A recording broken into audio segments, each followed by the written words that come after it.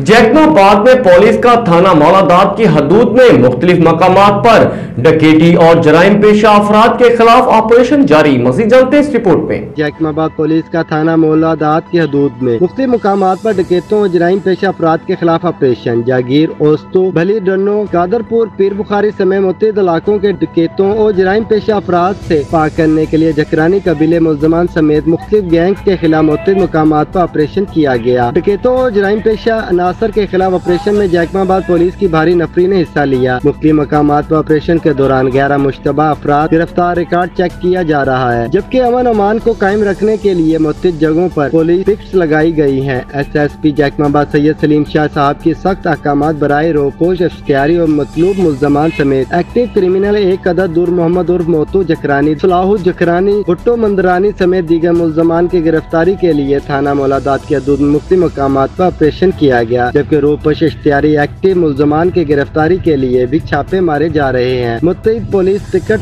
कायम की गई है ताकि हर किस्म के जराइम पेशा अफराद को काबू पाया जा सके।